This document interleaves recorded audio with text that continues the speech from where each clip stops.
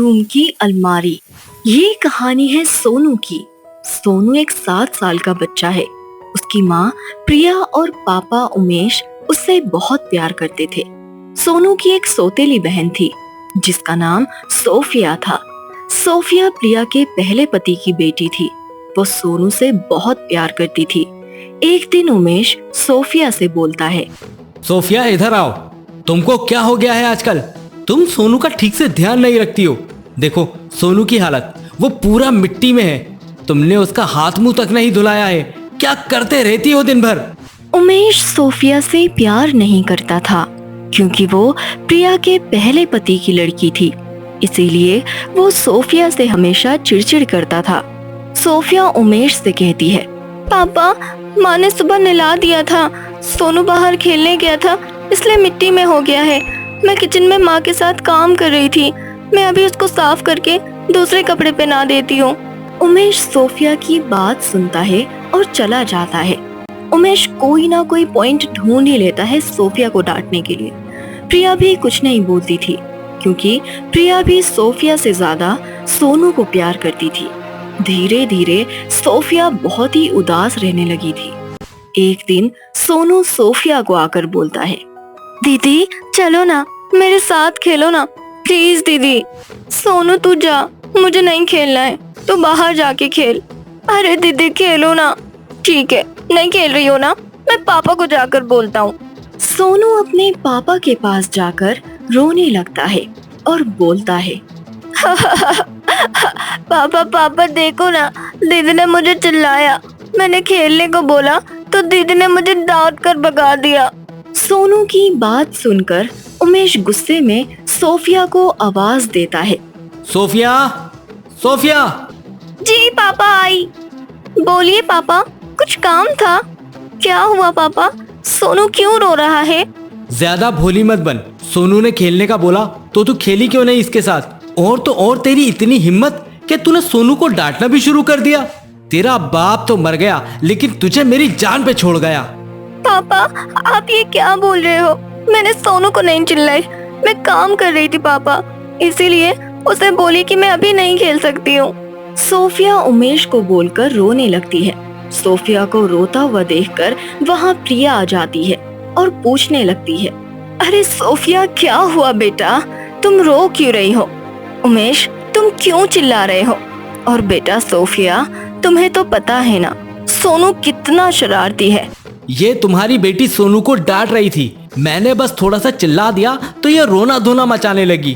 तुमको तो यही लगता होगा ना कि मैं सिर्फ अपने बेटे से प्यार करता हूँ और तुम्हारी बेटी से नहीं। अरे उमेश, आप बात को कहां से कहां लेकर जा रहे हो? सोफिया तुम जाओ अपने कमरे में, और सोनू चलो तुम मेरे साथ। प्रिया सोफिया से बहुत प्यार करती थी लेकिन उमेश सोफिया को ज्यादा पसंद नहीं करता था। एक दिन प्रिया और उमेश किसी रिश्तेदार के यहाँ फंक्शन में जाते हैं। प्रिया सोफिया से बोलती है, सोफिया पापा और मैं फंक्शन में जा रहे हैं। सोनू स्कूल से आएगा तो उसको नहलाकर कपड़े चेंज कर देना। हमें आने में रात हो जाएगी बेटा, तुम उसका अच्छे से ध्यान देना। तुम्हें पता है ना वो बहुत शरारती है। ठीक है माँ, आप फिक्र मत करो, मैं अच्छे से संभाल लूंगी सोनू को। आप लोग जल्दी आ जाना। प्रिया और उमेश फंक्शन में चले जाते हैं। सोनू स्कूल से घर आता है और अपनी माँ को ढूंढने लगता है। माँ, माँ कहाँ है आप? मुझे भूख लगी है, खाना दे दो। अरे सोनू तुम आ गए, चलो मैं तुम्हें नहलाकर कपड़े चेंज कर देती हूँ, फिर खाना खिला दूंगी। माँ और पापा चाचा के यहाँ फंक्शन में गए हैं, उनको आने में रात हो जाएगी। तुम खाना खाकर सो जाओ। नहीं दीदी, मैं खाना खाते साथ नहीं सोऊंगा। आप मेरे साथ पहले छुपन छुपाई खेलना, फिर मैं सोऊंगा। अच्छा ठीक है, चलो पहले फ्रेश हो जाओ, फिर हम खेलेंगे। सोफिया सोनू को फ्रेश करती है, फिर उसके साथ खेलने लगती है। सोनू जाकर स्टोर रूम की अलमारी में छुप जाता है और अपने आप को अंदर से लॉक कर लेता है। सोफिया उसे पूरे घर में ढूंढती है, वो उसे कहीं नहीं मिलता। सोफिया सोचती है शायद बाहर जाकर छुपा होगा। वो उसे बाहर ढूंढने चली जाती है। अलमारी में लॉक हो जाने की वजह से सोनू की मौत हो जाती है। और उसकी आत्मा निकलकर सोफिया को आवाज देने लगती है। दीदी, दीदी मैं यहाँ हूँ, देखो ना दीदी। सोनू की आत्मा सोफिया को दिखाई नहीं देती है। सोफिया परेशान हो जाती है सोनू को ढूंढते ढूंढते। फिर सोफिया उसकी माँ को फोन लगाती है और बोलती है, माँ सोनू नहीं मिल रहा है, हम छुपन छुपाई खेल रहे थे, 1 घंटे से मैं उसको ढूंढ रही हूँ। माँ प्लीज आप लोग जल्दी से आ जाओ। ये तुम क्या बोल रही हो, ऐसे कैसे कहीं जा सकता है सोनू? तुम उसे घर में ही देखो, वहीं कहीं होगा। माँ मैंने पूरा घर छान लिया, वो कहीं नहीं मिल रहा है। प्रिया और उमेश फंक्शन छोड़कर घर आते हैं। घर आते साथ सोनू को ढूंढने लगते हैं। सोनू कहीं भी नहीं मिल रहा था। तभी उमेश सोफिया को गुस्से में बोलता है, क्या किया मेरे बेटे के साथ? बता कहाँ है मेरा बेटा? तूने ही उसे कहीं छिपा दिया होगा। तू चलती है मेरे बच्चे से, कहाँ है बोल। उमेश सोफिया को मारने लगता है। सोफिया बहुत ही रोती है और ये बोल बोल कर कि उसने कुछ भी नहीं किया, लेकिन उमेश उसकी एक नहीं सुनता। रात हो जाती है, सोनू उन्हें कहीं भी नहीं मिलता है। कुछ महीने ऐसे ही गुजर जाते हैं। सोनू की आत्मा घर में ही भटक रही थी। वो बहुत कोशिश करता है उनको बताने के लिए कि वो अलमारी में है, लेकिन उसको कोई देख नहीं सकता था। एक दिन प्रिया अपने बेटे सोनू के लिए घर में हवन रखती है। हवन में बहुत सारे पंडित और सबसे बड़े तांत्रिक को बुलवाती है। पंडित लोग हवन की तैयारी करने में लग जाते हैं। तभी तांत्रिक घर में आने के लिए दरवाजे पर ही खड़ा हो जाता है और बोलता है, इस घर में एक आत्मा है और कई महीनों से इस घर में भटक रही है। मैं उसे महसूस कर सकता हूँ। तांत्रिक बाबा आप ये क्या बोल रहे हो? मैंने तो अपने बेटे के लिए हवन रखा है, वो कुछ महीनों पहले ही गुम हो गया था। तांत्रिक बाबा मंत्र पढ़ना शुरू कर देते हैं। मंत्र की आवाज से सोनू के बदन में जलन शुरू हो जाती है। वो पूरे घर का सामान उठाकर फेंकने लगता है। तांत्रिक बाबा उसे बोलते हैं, ए आत्मा सामने आ, कौन है तू और क्यों इस घर में भटक रही है? सोनू की आत्मा गुस्से में थी। वो किसी की नहीं सुन रहा था। सोफिया को शक होता है कि ये सब तो सोनू करता था। गुस्से में सोफिया सोनू को आवाज देती है, सोनू क्या ये तुम हो?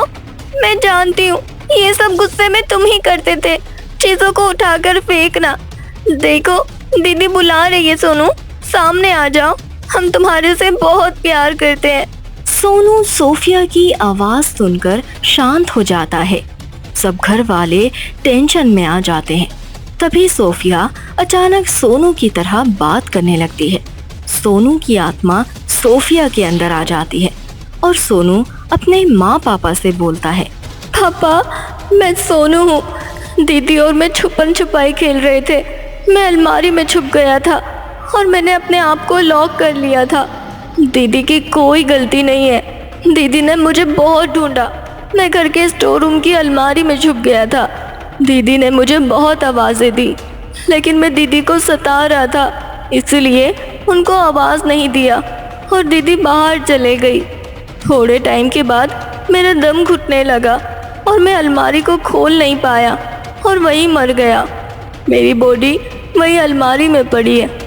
पापा और मम्मी मेरा अंतिम संस्कार कर दो, तभी मुझे मुक्ति मिल पाएगी। और हाँ पापा, आप दीदी को बहुत सारा प्यार करना, दीदी बहुत अच्छी है। सोनू इतना बोलकर सोफिया के आंग में से निकल जाता है। सोनू के माँ पापा स्टोर रूम की तरफ भागते हैं और अलमारी खोलते हैं। वहाँ सोनू की लाश पूरी तरह से सड़कर पड़ी हुई मिलती है। सोनू के माँ पापा दोनों उसको देखकर बहुत ही रोने लगते हैं। सोफिया ये देखकर बेहोश हो जाती है। वो लोग सोनू की लाश को लेकर चले जाते हैं और उसका अंतिम संस्कार कर देते हैं। सोनू की आत्मा को मुक्ति मिल जाती है। उमेश सोफिया के पास आता है और उस पर पानी छिड़कता है। वो होश में आती है। पापा सोनू मैंने नहीं मारा उसको, पापा सच्ची में। उमेश सोफिया को गले लगा लेता है और रोते हुए बोलता है, सोफिया बेटी मुझे माफ कर देना। मैंने हमेशा तुम्हें गलत समझा। मेरी गलती की सजा मुझे भगवान ने दी। मेरी बेटी, आज से तुम ही हमारा सब कुछ हो। उमेश और प्रिया सोनू को खोने के बाद सोफिया को बहुत प्यार से रखते हैं। बच्चे किसी की भी हो, कोई बुरे नहीं होते। असम के जंगलों में एक चुड़ैल प्रसिद्ध है जो अपना बदला लेने के लिए केवल पुरुषों को मारती है। प्रवीण कार ड्राइव करता हुआ अपने दोस्त प्रभात और नयन के साथ अपने पापा के असम वाले फार्म हाउस में जा रहा था और 10 साल पहले रामू काका, जो कि असम वाले फार्म हाउस की देखरेख कर रहे थे, उनकी बातों को याद कर रहा था। चाहे कुछ भी हो जाए प्रवीण बेटा, आप कभी दोबारा यहाँ लौट कर मत आना, वरना वो तुम्हें छोड़ेगी नहीं। मैं अब दोबारा यहाँ कभी नहीं आऊंगा रामू काका। मुझसे और मेरे दोस्तों से बहुत बड़ी गलती हो गई थी। ये आखिरी वक्त था जब रामू काका और प्रवीण आखिरी बार मिले थे उसकी फार्म हाउस पर। प्रवीण ये सब सोच ही रहा होता है, तभी प्रभात कहता है, अरे प्रवीण, कहाँ खोया है रे तू? ठीक से गाड़ी चला, वरना खुद भी मरेगा और हमें भी मरवाएगा। प्रवीण, अगर तुझे नींद लगी हो तो दे, मैं गाड़ी चलाती हूँ। अरे नहीं यार, ऐसा कुछ नहीं है। मुझे 10 साल पहले हुई हमारे साथ घटना के बारे में सोच सोच कर मेरा बुरा हाल हो रहा है। अरे यार देख, वो हमने जो भी किया था हमसे गलती से हो गया था। उस बात को छोड़ो और चलो तुम्हारे फार्म हाउस चलना है। तुम्हारे पिताजी ने क्या कहा था याद है कि फार्म हाउस से हम अपना बिजनेस फिर से स्टार्ट करेंगे। आपस में बातें करते हुए तीनों कब प्रवीण के फार्म हाउस पहुंच गए पता ही नहीं चला। तीनों अपना अपना सामान उतारकर फार्म हाउस के गेट के सामने पहुंचते हैं तो उन्हें देखकर रामू काका डरी नजरों से प्रवीण को देखते हुए कहते हैं, अरे तुम यहाँ क्यों आए हो? वो तुम्हें नहीं छोड़ेगी। काका, डैडी की जिद थी कि मैं फार्म हाउस में कुछ दिन रहकर बिजनेस करूं, पर मैं डैडी को मना भी ना कर पाया। देखो, मुझसे वादा करो कि तुम कुछ दिन रहने के बाद यहाँ से चले जाओगे। तीनों लोग हाँ में इशारा करते हैं और रामू काका सबको एक कमरा देते हैं जिसमें 3 बिस्तर लगे होते हैं और रामू काका तीनों से कहते हैं, चाहे कुछ भी हो जाए यहाँ से बाहर मत जाना। फिर बाहर जंगल में रामू काका कहीं जा रहे होते हैं, तभी उन्हें एक औरत दिखाई देती है जो कि घूंघट में होती है। रामू काका उसके पास जाते हैं और उससे कहते हैं, इतनी रात हो गए, तुम यहाँ क्या कर रही हो? मैं तेरा शिकार करने आई हूँ और बदला लेने आई हूँ। तेरी वजह से मैं 10 साल उन तीनों से बदला लेने के लिए तड़पती रही। फिर वो औरत अपना घूंघट उठाती है और घूंघट उठाते ही रामू काका डर जाते हैं क्योंकि वो एक जोखनी चुड़ैल होती है। ये डरावना सपना देखकर प्रवीण की नींद आधी रात को खुल जाती है। इतना डरावना सपना देखने के बाद वो अपनी खिड़की से बाहर झांकता है तो देखता है कि रामू काका बाहर मरे पड़े हैं। वो अपने दोस्तों को उठाता है और उनसे कहता है, प्रभात, अर्पिता, रामू काका की बाहर लाश पड़ी है। पता नहीं क्या हो रहा है ये सब मेरे साथ। देखो प्रवीण, अभी समय नहीं है बाहर जाने का। रामू काका ने क्या कहा था याद है? हम कल सुबह बाहर चलेंगे और देखेंगे कि रामू काका के साथ क्या हुआ था। तीनों रात भर नहीं सोए और इंतजार करने लगे कि कब ये मनहूस रात कटे और तीनों बाहर जाकर रामू काका के लाश देख पाए। किसी तरीके से ये मनहूस रात कटी और जब तीनों बाहर गए तो देखते हैं कि वहां कोई नहीं है और रामू काका का नामो निशान नहीं है। कुछ देर बाद तीनों को खबर मिलती है कि लैंडस्लाइड के कारण 4 दिन तक कोई ट्रांसपोर्टेशन नहीं होगा। तीनों डर जाते हैं और शाम को फार्म हाउस में ही रुकना उनकी मजबूरी होती है। फिर थोड़ी देर में अर्पिता प्रवीण से कहती है, प्रवीण, तुम मुझे उसी कमरे में मिलो ना जिसमें रामू काका रहा करते थे। ठीक है, पर क्यों मिलना है? क्या काम है? काम तो बहुत जरूरी है। मैं तुम्हें थोड़ी देर में उनके कमरे में मिलती हूँ, तुम वहीं आ जाओ जल्दी से। इतना कहने के बाद अर्पिता रामू काका वाले कमरे में चली जाती है और उसकी थोड़ी देर बाद प्रवीण वहां आ जाता है। वो देखता है कि अर्पिता एक सेक्सी बिकनी में प्रवीण के सामने खड़ी है। अर्पिता प्रवीण को दरवाजा बंद करने का इशारा करती है और प्रवीण से लिपटने लगती है और कहती है, मुझे तुम्हारे साथ वक्त बिताने का समय चाहिए था जो कि इससे अच्छा कभी नहीं मिलेगा। और वैसे भी हम अगले महीने शादी करने वाले हैं। बहुत अच्छा किया। वैसे बिकनी तुम्हारे ऊपर जच रही है। Thanks my dear. थोड़ी देर तक दोनों आपस में चिपके रहते हैं। तभी प्रभात दरवाजा नॉक करता है और प्रवीण प्रभात के पास चला जाता है और प्रभात प्रवीण से कहता है, मैंने गांव वालों से पता किया कि ये लैंडस्लाइड 2 दिन में हट जाएगा, तब तक हमें यही रुकना होगा और उससे बच के रहना होगा। हाँ वो सब तो ठीक है, पर इसी बीच दोनों को अर्पिता की चीखने की आवाज आती है। दोनों दौड़ते हुए अर्पिता के कमरे में पहुंचते हैं और देखते हैं कि अर्पिता साइड में डरी हुई कमरे के सबसे अंतिम छोर पर टेढ़ी हुई बैठी है। तभी अर्पिता से प्रभात पूछता है, तुम इतनी डरी हुई क्यों हो? मुझे वहां पर एक भयानक साया दिखाई दिया था। अर्पिता, तुम्हारा वहम होगा, चलो खाना खा लो। रात का खाना खाने के बाद प्रवीण और प्रभात सो गए, पर अर्पिता को नींद नहीं आ रही थी। दूर कहीं अर्पिता को एक संदूक दिखाई देता है। अर्पिता उत्सुकता के मारे उस संदूक के ताले को तोड़ देती है और टूटने की आवाज इतनी तेज होती है कि प्रवीण और प्रभात जाग जाते हैं और देखते हैं कि वो वही अभिमंत्रित ताले से बंधा संदूक था। और ये सब देखकर मानो प्रभात और प्रवीण की जान निकल गई हो। दोनों ये सब देखकर डर जाते हैं।